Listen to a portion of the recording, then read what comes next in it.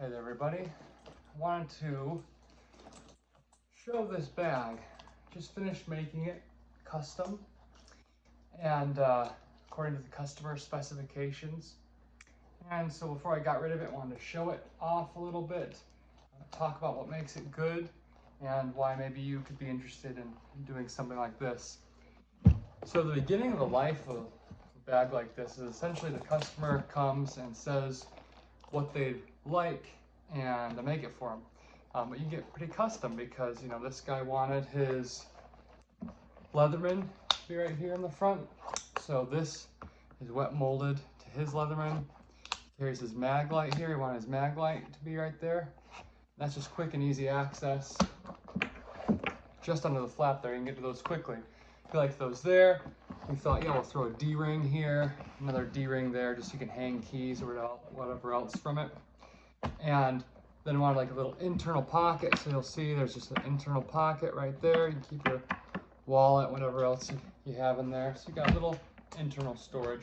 But yeah, that's how it works. It says, hey, like this, I want my bag to be able to hold this, that, and could you make something for me that does that? And that's what I do.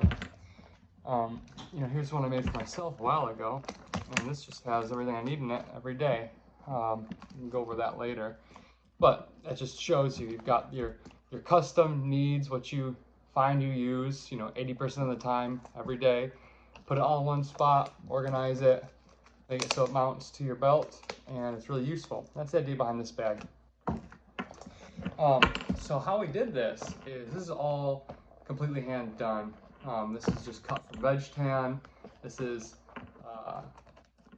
4 to 5 ounce veg tan. The straps are 8-9 ounce veg tan. The main body is an oiled utility hide.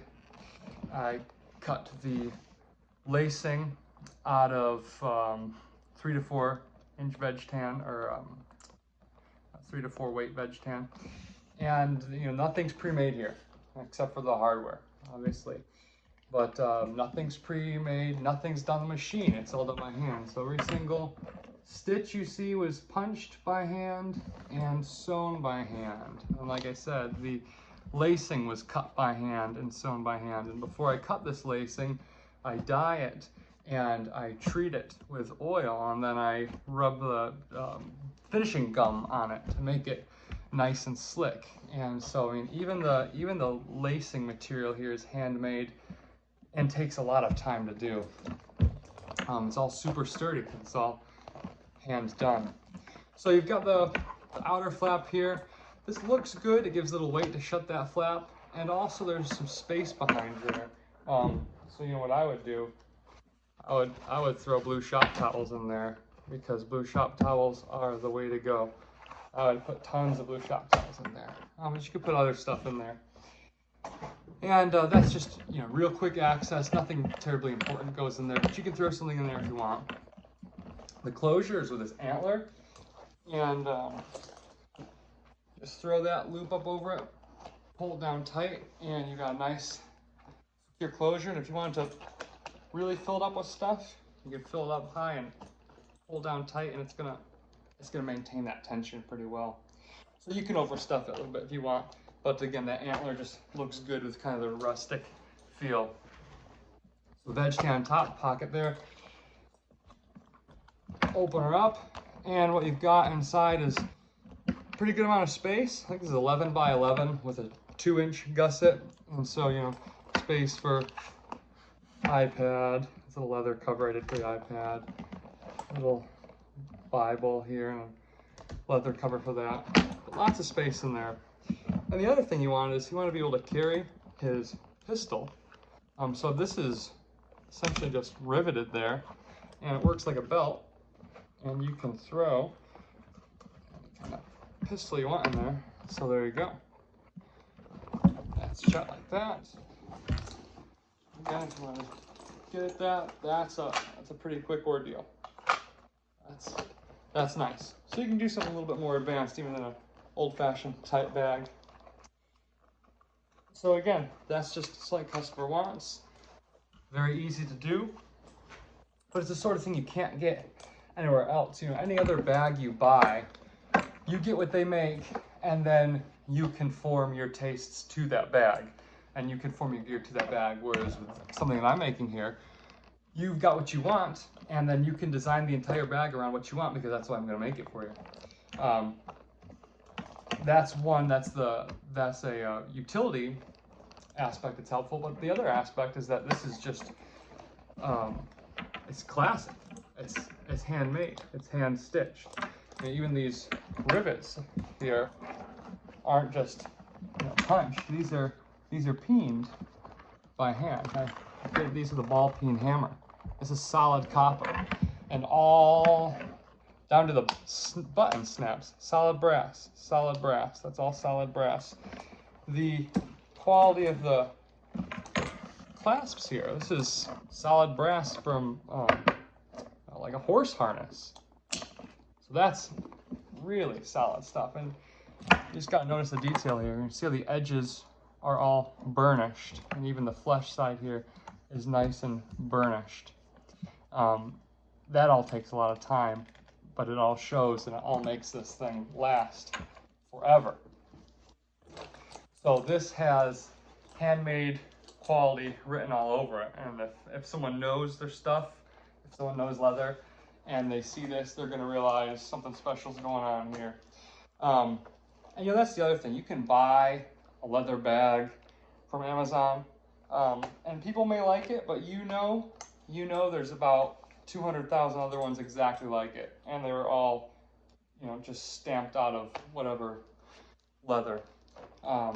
There's only one of these, and there's only ever going to be one of these. There's not even a pattern for this. I made no pattern. This was all just made just for him, and you get one made just for you. Back to materials. Every single piece of leather, before it gets put into this bag, I treat it with Obernoff, which is really good leather oil. It soaks in. But not just that. Then I'll do the Obernoff heavy duty leather protector, and then I'll use a heat gun, and it soaks in. And so this is like hot stuffed leather. It's like stuffed with wax and oil, and you can see it in the sheen there. So this is actually pretty waterproof. I had this out in a driving water storm, and you can see it kind of curled up here. I just got to oil it, but I didn't do anything with it. I just kept it on the rest of the day, and it dried on me, and it's, it didn't fall apart. It's totally fine. I've had this for years and years. So this is treated even better than that. This is going to be fine for all sorts of weather. So let me just talk about this strap here a second, because I do like this. So I wear it on left side because if I'm getting in, I want to get in with my right hand.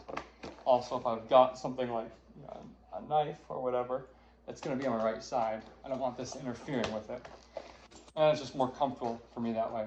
So this goes on my left side. But if you want it on your right side, you just switch that around. So I like the buckle in the front because it's easy to adjust. It looks cool.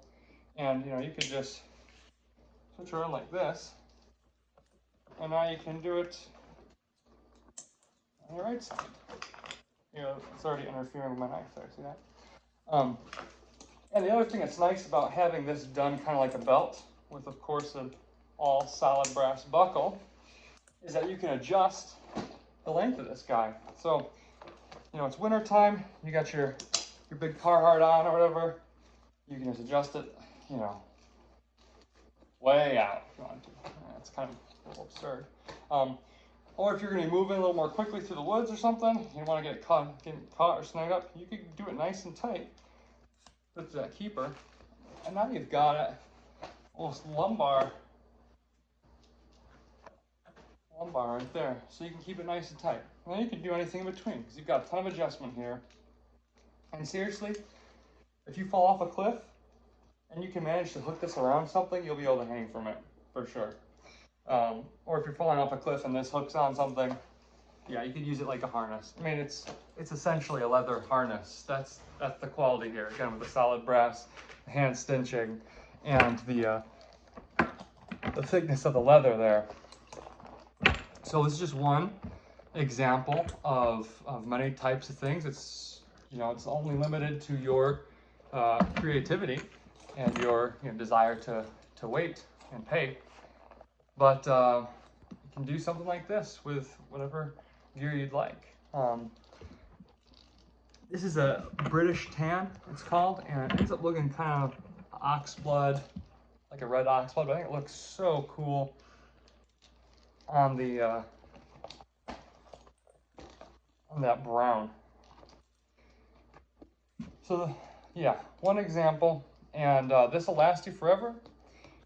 I mean, you could we could go through pretty much any sort of incident as humanity, as a race, and this would survive. It's gonna last a really long time. It'll be in your will. You'll be handing it down to somebody who really wants it, no doubt. Again, that wet forming, that takes some time, it takes some effort, especially to get it nice and tight, but totally doable. That could be a magazine, you know, like a magazine. That could be whatever you'd like it to be.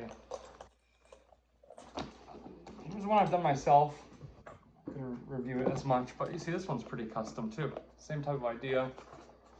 It's got the strap back here. It's got the pocket in the front. This one has though a separate compartment here and separate compartment here. This one's for the saw. This is more of an outdoors bag. And then this one has pocket in the back as well. Right there. Ta-da. So, if you like this, if you want something like it, you can message me. We can video call, and you can show me the gear you want lined up, and we can make something very special and very custom. Higher quality than you're going to get anywhere else. I mean, that's just for sure. Way higher quality than you're going to get something made off a machine. Even these semi-custom companies, they're just using big presses and pressing it out of leather. I've got, you know, this knife that I'm cutting it out of leather with, or my scissors sometimes. But this is just one guy doing it. I happen to live in America, so it's made in America. There you go. Thank you for watching, and thank you if you appreciate this sort of thing.